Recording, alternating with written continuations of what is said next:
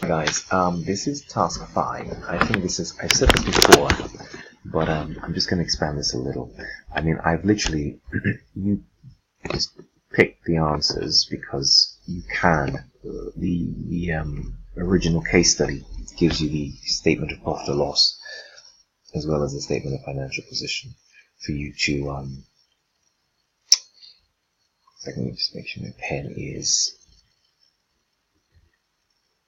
yeah, here we are. Statement of financial position and statement of profit or loss, to be able to find these figures. And I know that you've found these figures. And I mean, I keep saying that task 5 is a gift. Just take it and run.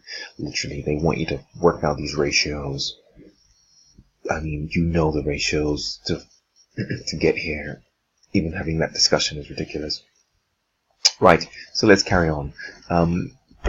The gross profit. Let's look at the first, what they're asking us to sort of look at. So they're asking us that, okay, now you have those figures. Fundamentally, tick a box. So let's just go back and see what the ratios are saying.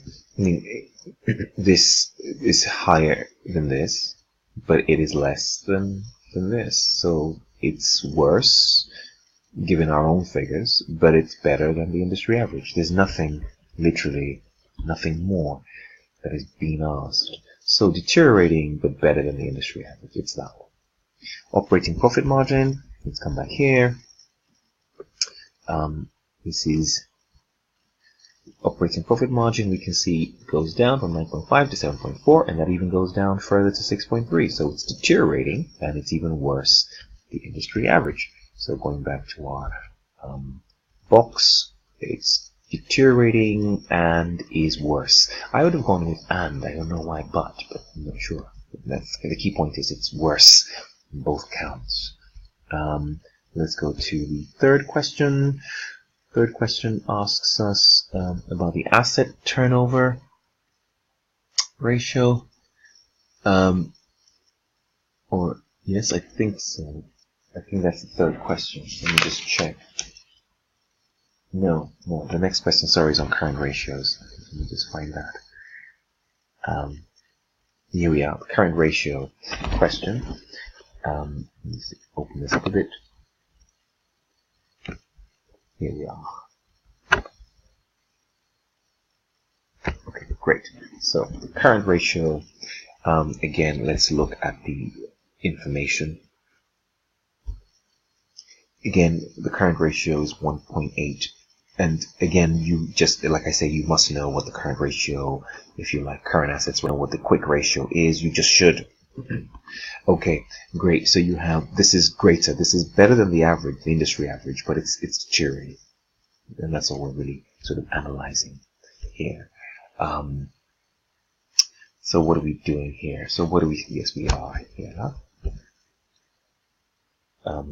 So the current ratio is deteriorating, but it is better than the industry average. Let me just confirm that. Well, I think we sort of saw that, didn't we? Yeah, here it is. It's better than the industry average, but it's deteriorating.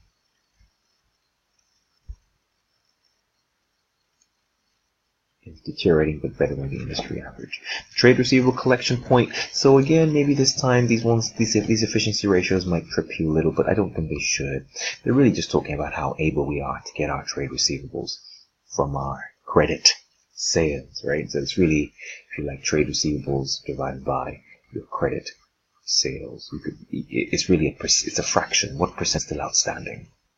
But we don't like to speak in terms of percentages, we like to speak in terms of days. That's all, we're just changing the base from 100 to 365. Right, so what are we saying?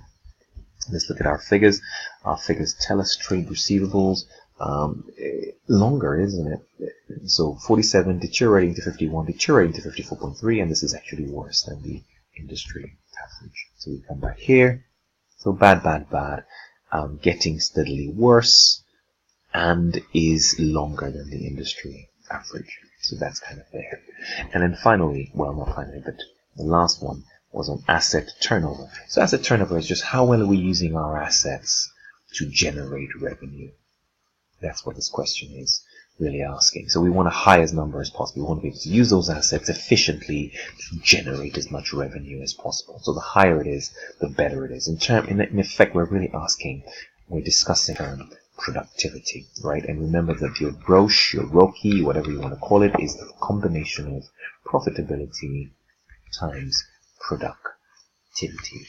Yeah, is that's kind of what you want to be looking at. Yes, operating profit divided by revenue times revenue over net assets. And so this cancels out, so you're like profit over net assets, which in effect is your ROCE, right, or your ROCE. Okay, great. So what are we saying? Let's look at the information. We see it here. It's 4.6. So it's falling. It's falling, isn't it? It's worse than the industry. It's deteriorating every single year. So let's go back to our answers, and we say that it is not improving, deteriorating, and this is worse than the industry average. Cool, great stuff. And then the final bit they ask you is to sort of almost infer a few things. And they ask you that reasons for changes and why these things would be worse. And again, with the gross profit margin, I think all you have to do is you just need to really know what is causing. How do we arrive at these things? Once you know, you're better at dealing with it. Yes, trade receivables is equal to. If you can see the fraction, then you can sort of see what it is what you're dealing with, right? So really, from here we can see that definitely a fall. You have gross profit. Where am I? Gross profit over revenue. What did I write there? Sorry. Sure. So gross profit over revenue.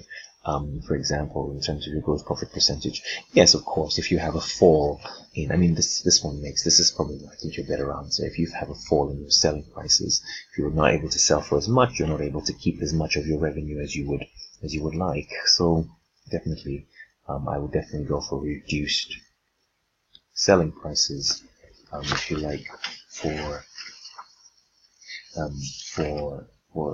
this one. Reduced selling prices makes sense, right? Doesn't it? Because you fall in selling price, you still fall in gross profit margin. Operating profit margin, I'll give you a really nice one here. Overheads becomes the factor here with your operating profit, isn't it? Your overheads. So once your overheads start increasing, right, the operating margin will fall.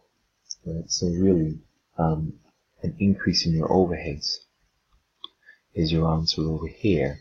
Your current ratio is really about how much are your current assets greater than your current liabilities. So if there is a deterioration, it's either this is going up or this is coming down, or even a combination of the two. So we have here, so it says here, inventories have decreased. So inventories decreasing reduces your current assets, doesn't it? And therefore you have overall, if you like, a fall in your current asset ratio. So increased income will lead to that. And trade receivable collection period, ineffective credit control procedures. You're just not able to, you're not chasing up in time. Credit limits, you could go through a long list of reasons.